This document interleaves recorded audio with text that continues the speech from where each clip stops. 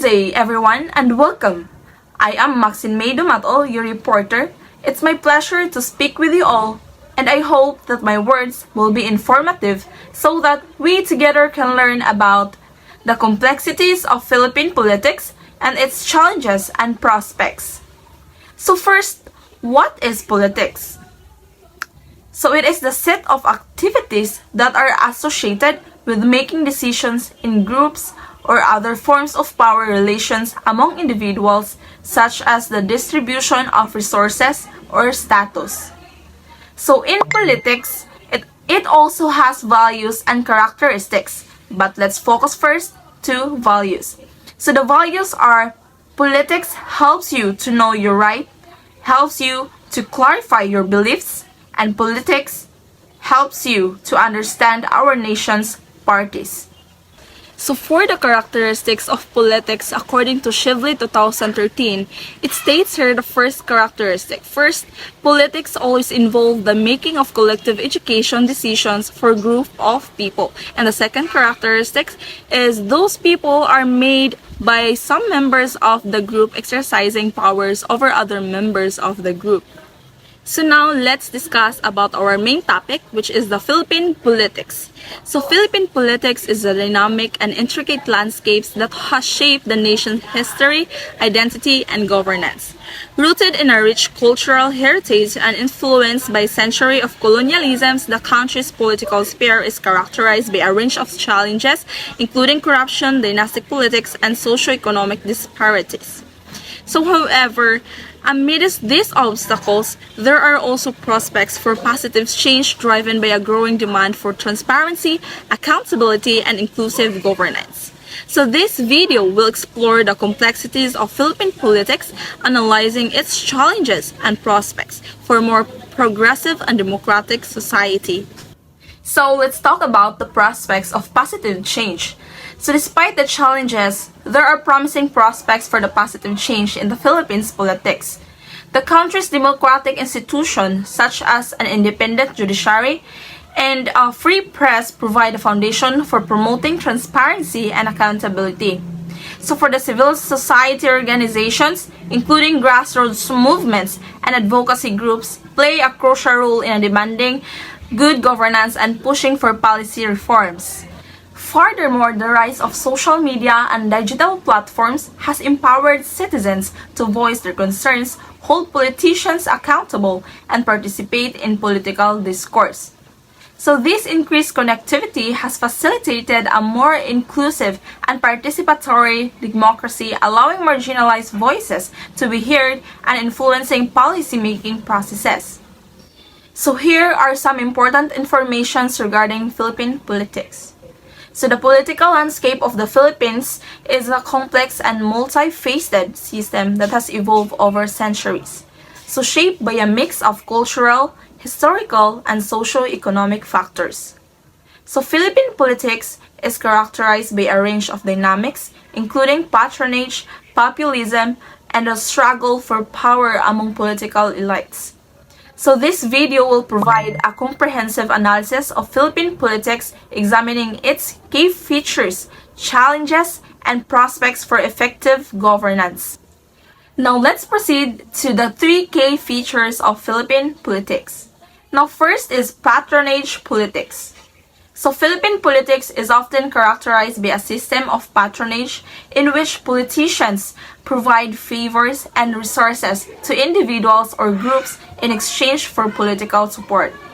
This practice perpetuates a culture of dependency and clientelism, undermining the principle of meritocracy and equal opportunity. So another key features of Philippine politics is the prevalence of political dynasties.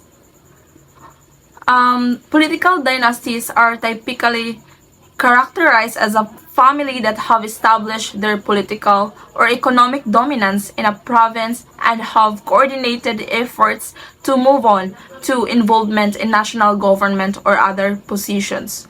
So to make it simple, a dynastic politics is a political family in which multiple members are involved in politics.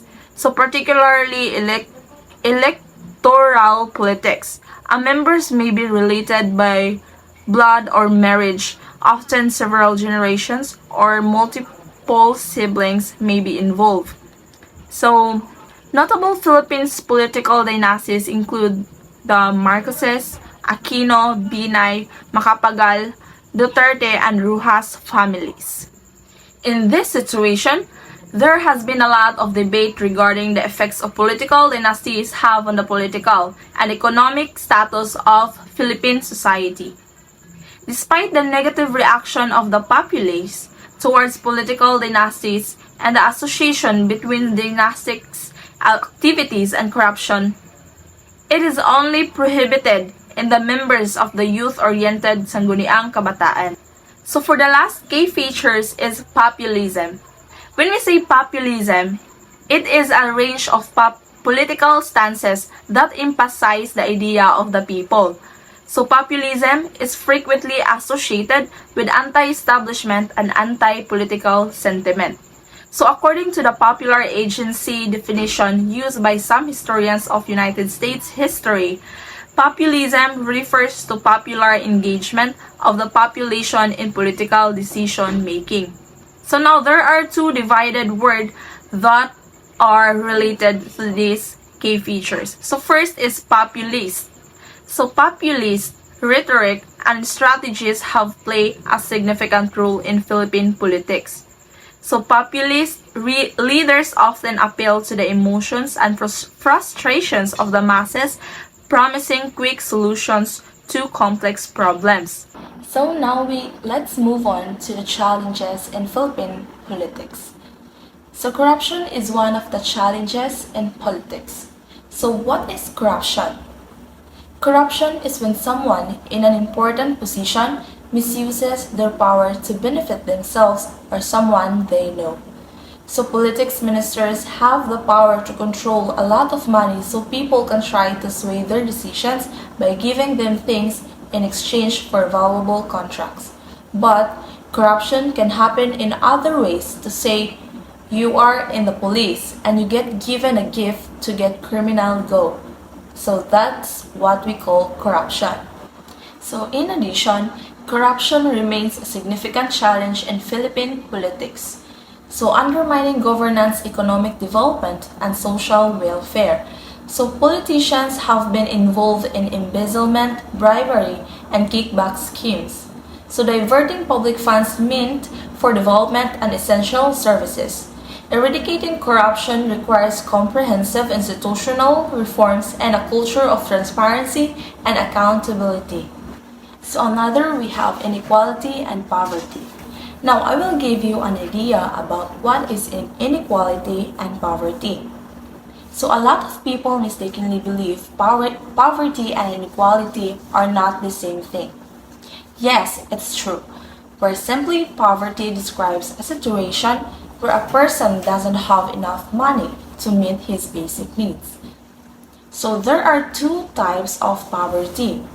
First is absolute poverty, where we set a certain income level and say that those who earn less are considered poor no matter where they live. Now, the World Bank has such a poverty limit, which was last updated back in October of 2015 and currently lies at $1.19 per day. Second, relative poverty, which is location dependent and basically describes a state of not being able to afford your basic needs when it comes to your location. Like for example, someone earning $5 per day might afford the basic needs including a place to live in many African countries but not Germany. So the relative poverty threshold is higher in Germany. So in contrast, economic inequality refers to income, wealth, or anything else that is distributed unevenly. Like for example, we will assume country A has 100,000 citizens with 50,000 earning $1 per day and the other 50,000 earning $2 daily. So in other words, 50% of country A citizens live below the World Bank's poverty limit. So what if next year something positive happens and the $1 per day citizens earn $2, whereas the $2 per day once earned $10? As it seems, the two indicators tell the story in different ways because one poverty has been completely eliminated now that everyone earned $2 daily and more, but to the income of the half, the citizens doubled, whereas for other half, it's now 5 times higher. Therefore, there is currently more inequality than before, despite everyone making more money simple enough. So despite economic growth, the Philippines continues to face high levels of inequality and poverty. Socioeconomic disparities are exacerbated by a lack of inclusive policies and inadequate provision of basic services. So addressing these challenges requires a focus on equitable distribution of resources, poverty alleviation programs, and inclusive economic. So the main difference of inequality and poverty is that poverty is the state of not having resources or income to provide the basic necessities of life, including food, clean water, clothing, and shelter. So while income inequality is the disparity in the distribution of income within a population. In other words, it indicates how unevenly income is distributed in a country. So here, income can involve revenue from salaries, wages, interest on saving accounts, dividends from rent, shares of stocks, profits from sales, and etc. So the less equal the distribution of income, the higher income inequality is. To sum it up, the Philippine politics and governance revolve around the country's democratic system, which is characterized by a presidential form of government. So shall we start the summary of the content? So first, the Philippines follows a presidential system where the power is divided among 3 branches of government. First is executive, legislative, and judicial. So the president serves as both the head of state and government and is elected for a single 6-year term. So another is the legislative branch consists of the Congress, which is further divided into 2 chambers, the Senate and the House of Representatives. So the Senate has 24 members serving 6-year terms, while the House of Representatives has 300 members serving 3-year terms. So they are responsible for making and passing laws. So another is the Philippines has a multi-party system, although it is often dominated by a few major political parties.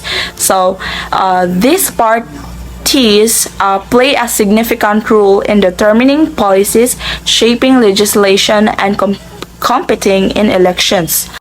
So another is checks and balances. So the Philippines has a system of check and balances to prevent the abuse of power.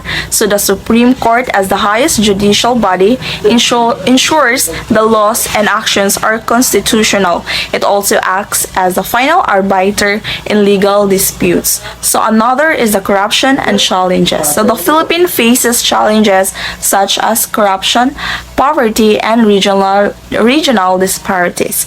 So addressing these issues and promoting good governance remain key priorities for the country. And then for the last one is people participation. So public participation is encouraged through various mechanisms such as public hearings, consultations, and grassroots organizations. And then civil society play an essential role in holding government officials accountable and pushing for reforms. So that would be all for this video. I hope you get a lot of information since it is much important to grasp this topic, and then I hope you have taken notes so you could remember any certain point you have forgotten. So always remember that the Philippine politics and governance are complex and dynamic. So God bless and thank you for watching.